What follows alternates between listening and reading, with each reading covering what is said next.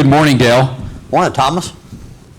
And then our next person I want to welcome formally, he just got elected as our next Secretary of the PGA of America. This is his first section meeting as an officer. He's from the Country Club of Birmingham, PGA professional Eric Eshleman. Come on up. Thanks. Hello, Eric. Thanks, Thomas. Hard. So we'll see where these questions take us. Got some hard-hitting questions for both of you. Obviously, we just had some great education. This is much more going to be focused around our member side of things for our PGA members in the room. And then as two leaders of our association, I can't wait to hear what answers you got. How's that sound? Yeah, So Thomas, thank you. We appreciate this part of the agenda to come right after two of the better motivational speakers I've ever heard. So thanks. We're going to do just fine. Yeah. We're going to do just fine. I got all the confidence in the world in you. So I'm going to go to you first, Eric.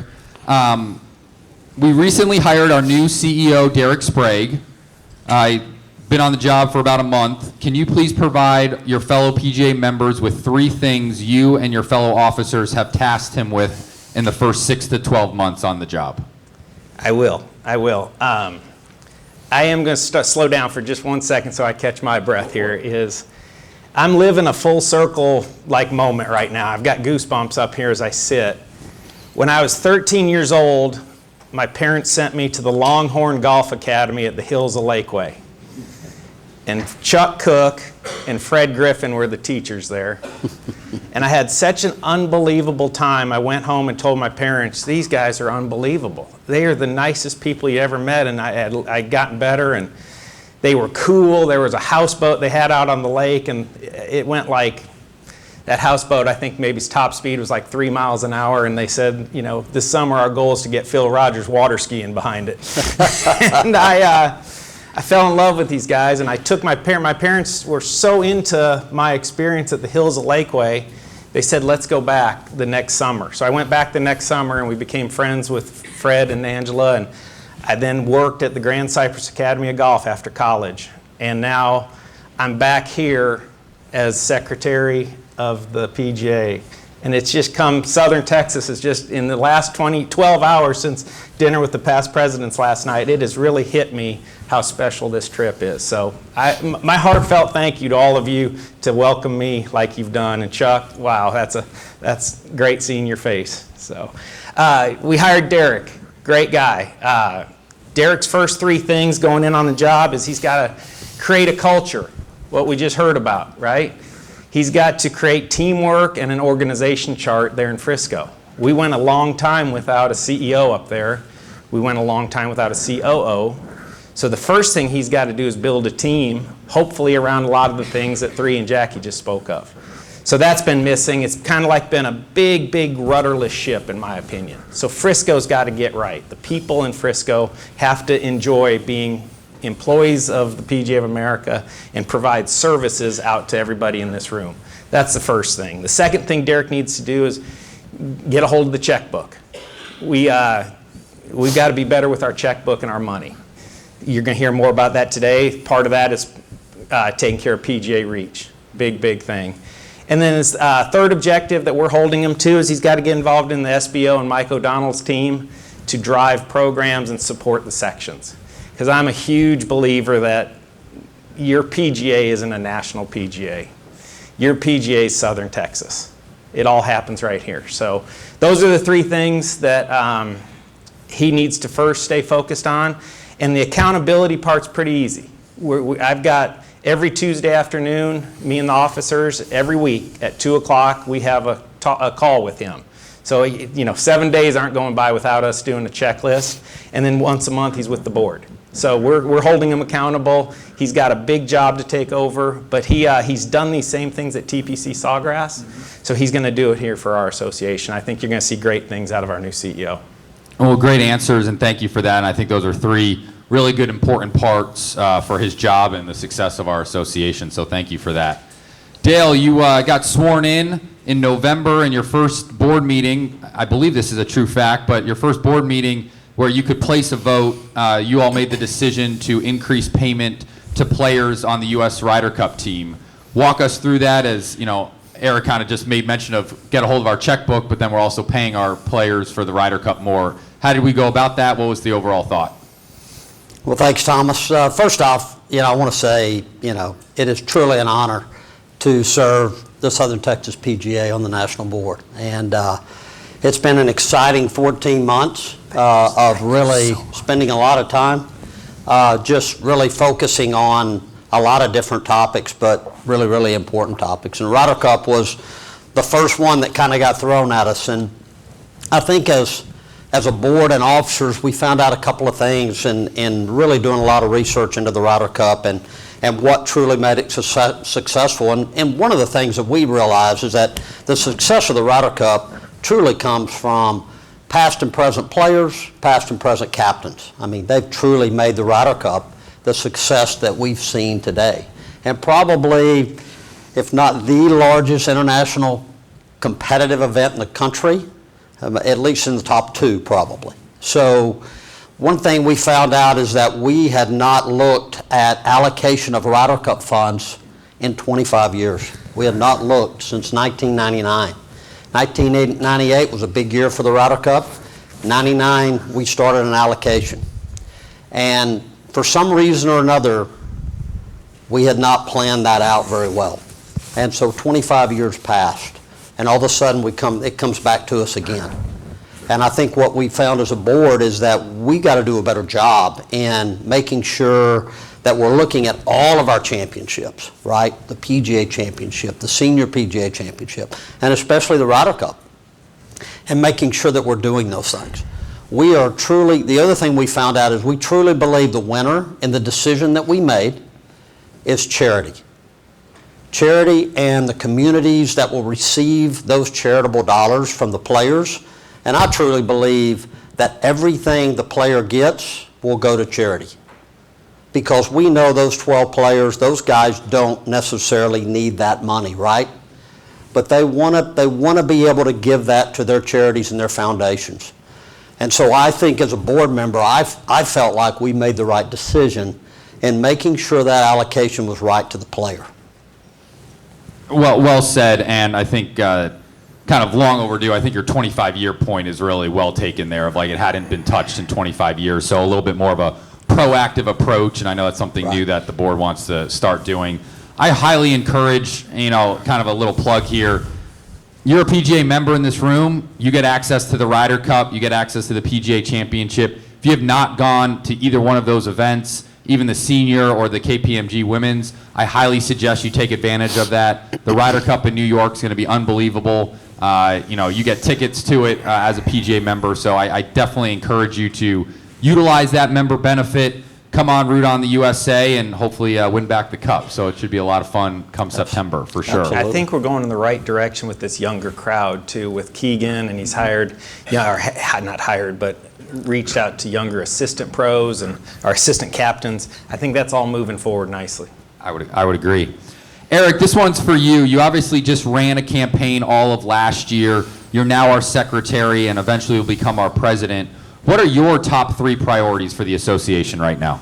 Yeah, so I am a huge mentorship person. I'm a huge pay it forward. As I look across this room, there's a little more gray hair like I'm getting. We're an aging workforce, right? So I'm paying it forward that I think it's all about that next group of young professionals that we mentor, lead them up. We've got to get them through level 1, tough one. But get them to level 2, get them to level 3, make them PGA members. Once they become PGA members, they tend to stay in our business, right? So the top of the funnel's never been bigger. Recruiting is working. People are coming into our business because it's cool. It's cool to be a golf professional again. But it's up to us, and it's incumbent upon us in this room to walk them through those levels, give them those life experiences, those job experiences that make them PGA members, because the great jobs are opening up. Over the next 5 to 10 years, these young people are going to have great jobs and great opportunities. My young staff, I have a staff of 9 assistant professionals. We have a big 36-hole busy place. 3 of them are young ladies. It's incredible. There's no ceiling for them. The money they're making as young people out teaching, playing, coaching, it's just incredible. Right out of college, right off college golf teams. So I'm trying to show young people that boy, get into our business and we're going to get you all the way there. So mentorship and retention is huge. I don't want to lose these young people that are coming in at a high rate. I want us to be, that's part one. Part two is we've got to watch our checkbook. That's one of my goals as president is being fiscally responsible. And then part three is I think sometimes we're humble to a fault. I think we need to get out and shout from the rooftops in our communities what we do. Be leaders of engaging our communities and tell our story. And the more we tell our story, the more funding, the more everything's going to come back to us on a local level. So those are kind of been my top three priorities going in.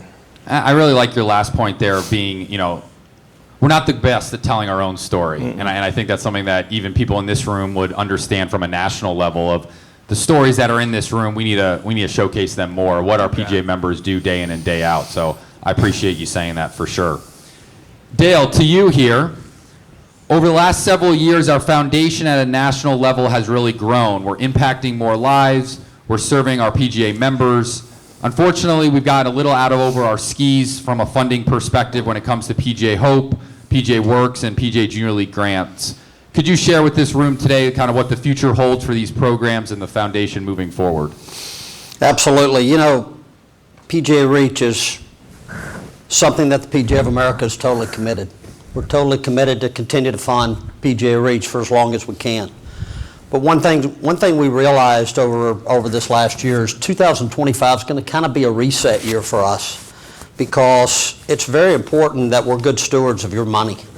And we have a lot of programming, and some of that programming is very member-oriented. And we want to make sure that that programming is not affected by our other programming that we're doing within the foundation.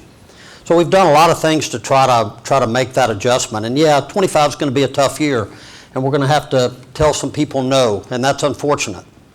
But I do believe that what's going to happen in the future is even going to get better because we've done some really great things.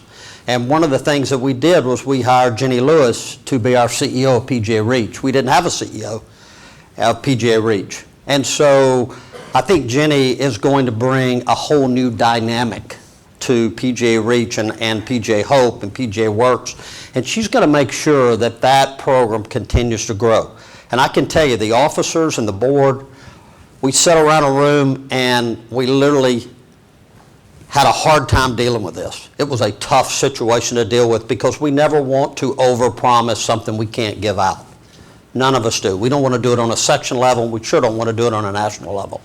But I can guarantee you, I feel very confident that in the things that we have put in place, especially with hiring her and hiring Derek, so we have 2 new CEOs, that they're going to watch PGA Reach and we're going to do big and better things than we've done already. So I'm very, very confident in what's happening. Thank you for that very good answer. And obviously all 3 of those programs are super important to our section, being involved with all of them. So I appreciate that, and knowing that 2025 is a reset year. I think it's more of what's done is done. Let's move forward. Let's create better systems and better awareness, and then, again, more impact as we move forward. So I appreciate that. Eric, one of the big things, shifting to the professional side, the Southern Texas PGA has been fortunate, operationally speaking, that we run PGA Tour qualifiers every year for Mexico, Valero, and Houston. Obviously those things are changing. Where are we at from a PGA of America perspective with our relationship with the PGA Tour, that it's not just Southern Texas will be impacted, but other sections will be impacted? What's kind of our game plan for that as we go towards 2026? Yeah, so unfortunately, we were unintended consequences of them saying, hey, we're getting rid of Monday qualifiers, right? They didn't really think about what that's going to do to us on a section level when they made that decision. So we immediately put our hand up and said, wait a minute, that's going to have a huge effect on South Florida, North Florida, Southern and Northern Texas, probably the 3 biggest, or 4 biggest, and then Southwest. So we have to address that. We are going to the Players' Championship and having face-to-face conversations with them. That's one of the top 3 topics. Kerry Haig is in conversations with his counterpart Tyler Dennis right now, and there's money that goes back and forth between us and the tour. And what we're going to do is take a more thorough, strategic look at the monies that go back and forth and say, now we've been shorted X because you're not going to do Monday qualifiers in 2026. So where could we give a little bit back here on this side since we're being shorted here, let alone monies are still going back and forth. So we are looking at it hard. We don't want it to happen. We need to proceed like we're not getting anything because we don't know if they're going to go to 2-spot. Even if they went to 2-spot qualifiers, that would help us. So we're holding their feet to the fire, and we'll be big talks during the Players' Championship, and that's one of the main topics. Well, and I appreciate that. And I think from the room and the people in this room, our tour qualifiers, that basically is a huge operational item for us where that feeds our salaries and our wages for our team to put on the championships that we do put on. So it's a revenue source for us. It's not money that our professionals necessarily play for, but more from the standpoint of that funds our operation. So that's why it's so important to really any section, large or small. So again, as a board, with the election this afternoon, it is something that your board is looking at moving forward as to what other funds do we need to generate, how much of an impact this will have. So we're being proactive ourselves, but just want to be transparent with this room that great to hear that PGA of America is going to bat for us with our relationship with the PGA Tour. Yeah, and Don, our president, sits on the PGA Tour Policy Board, so believe me, he's front row, and this is front row on our topics. Dale, one question here for you. Again, member benefit. Last year, we're going to talk about throughout the day a lot of rankings, and STPGA is ranked at the top of a lot of things. Well, this is one that we're not that great at, Dale. So last year, the Southern Texas PGA ranked 39 out of 41 when it came to PGA members hitting the 200-point threshold for deferred compensation, a direct member benefit, direct money to our PGA professionals' pockets. Can you remind our members about the app and the overall program and any insight you can have on deferred compensation? Yeah, I think deferred compensation is one of the best things we've done in the PGA of America in probably over, 20 years, probably since PGA Retirement Plus came on board. We hear that a lot about, what can we do as the PGA of America to create some type of retirement fund, and that's exactly what deferred compensation is. And just for a show of hands, how many of you participate in deferred compensation? Wow, not very many. No wonder we're 39 out of 41, I guess. I think what I would say to you is that a lot of you maybe did participate in deferred compensation, you just didn't know it, and you didn't realize what that opportunity was. So Thomas threw out the member app. How many of you have the PGA member app on your phone? Okay, so what I want you to do is go to break, click on member app, click on that member app, and look down there and click on deferred compensation. It'll give you all the information that you need. It is an amazing program. 200 points is all you need. There's 16 different categories that you can get points for. You get 200 points in a year, you get $1,500 into a retirement fund with Colbridge America, I think, or Colbridge Financial. You can control that money and how it's invested. So it's your money. And it's your money that you can receive when you turn 65 years old. So for those of you who are in the room that are in their 20s or in their 30s, that is an incredible program. Do not let that money go away. The PGA of America has given you that money because we know because of our tax status, we can't write everybody a check. We all know that. We've talked about it time and time again. But we can pay for those services that you render. And that's what we're doing, and that's what we hope all of you do. So next year when we're sitting here, instead of being 39 out of 41, we're like 1 or 2. That's what we need to be. So I challenge all of you to do that. Click on the app. Let me know if you have any questions. I'm happy to talk to you about it, but it is money you're leaving on the table, so don't leave that money on the table. Well said. Great answer. Eric, a little curveball here. Didn't really have this on our list, so I'm going to ask it anyway. Let's talk about the golf ball. I know you and the officers and even Derek are spending time in that space. Give me just give this audience a general update. What is the PGA doing? What is our goal? What are we actually trying to accomplish? Give us something on the golf ball. Yeah, so I think Dale would probably attest. I've been the one for the last 2 years pounding the table the hardest in the boardroom on this. I'm fearful more than you can imagine how rolling back a golf ball is going to affect all of us in this room.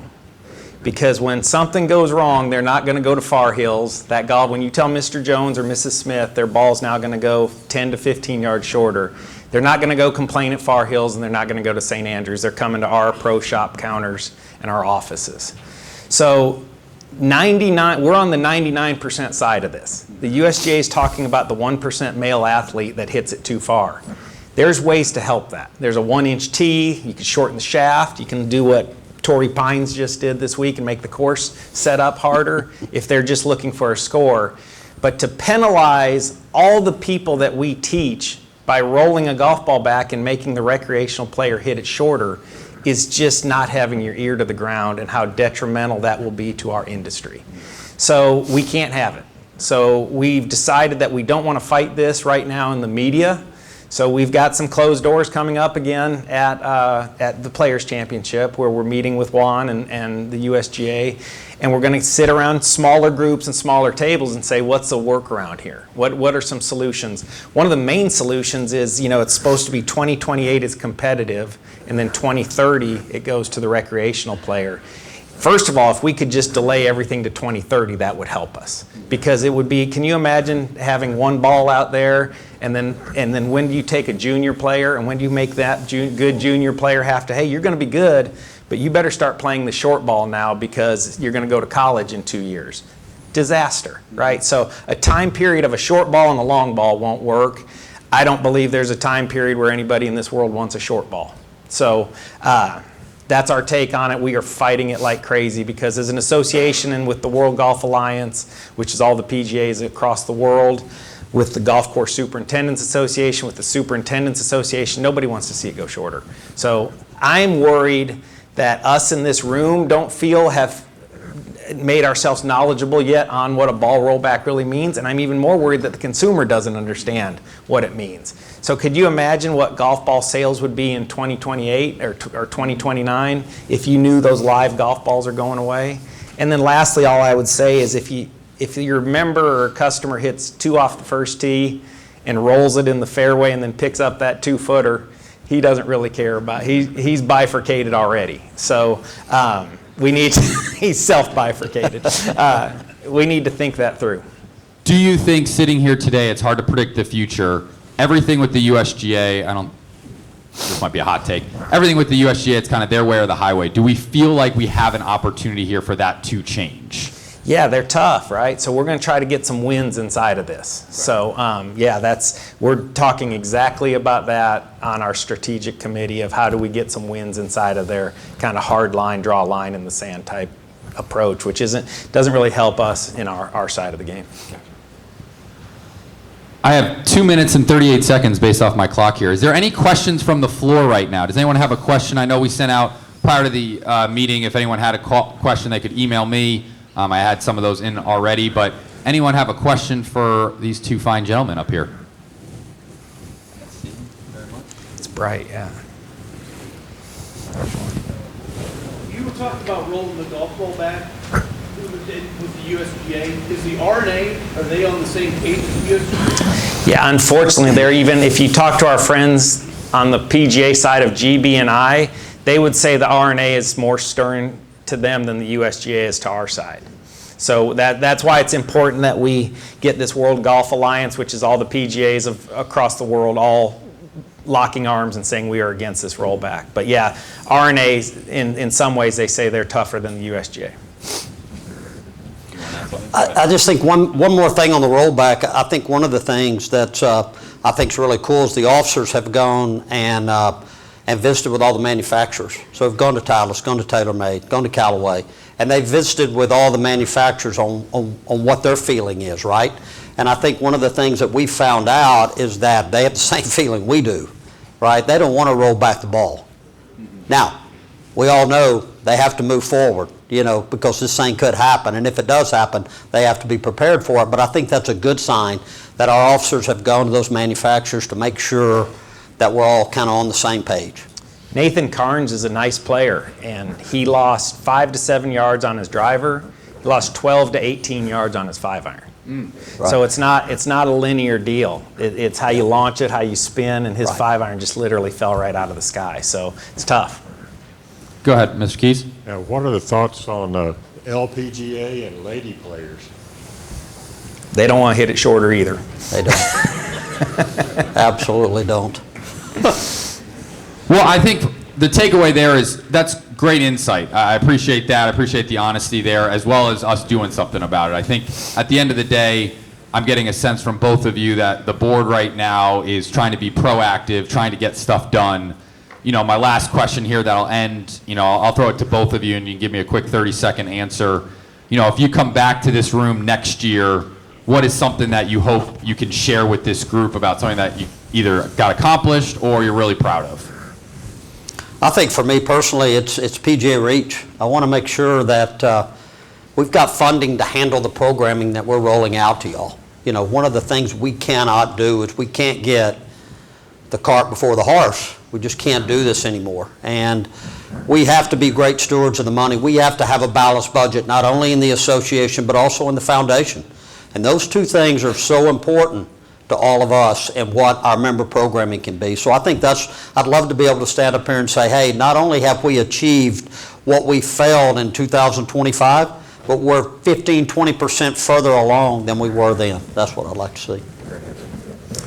Yeah, so at the PGA show this year, we had a master professional luncheon. It was better. We had a PGM luncheon. It was a little bit better. We took every vendor that was at the PGA show, we took that list, divided among every board member, gave them 5 or 6 companies, and said, go out to the floor and say, on our behalf, we thank you for being here and supporting our PGA show. We made that better. My goal a year from now is that every little thing we touch is a little bit better. I'm a big 1% better each day, so if just everything we touch is always getting better, there's a cumulative effect in 2, 4, 6 years. We're going to be a much better, stronger association. And all I would then lastly leave with is I want our sections doing great. I saw you guys wanting more junior league. Unbelievable. Yeah, heck yes. Heck yes, because we have to, let's not forget that we're kind of like the dog chasing the car. We've caught it. The COVID boom has done what we've all wanted for a long time, and that's bring golfers back to our facilities. We're having record rounds, record golf instruction, record numbers of lessons, and record amounts of equipment being sold. I'd like to be back a year from now and say, you know what, we're still setting another record. And if we just take care of those customers at our doorstep, if we take care of the juniors, they're going to be customers in the years to come. And then if we take care of the customers on our doorstep right now, they'll be back again next year. So that would be my goal, is that we're still seeing golf going like that. Let's give both these gentlemen a big round of applause.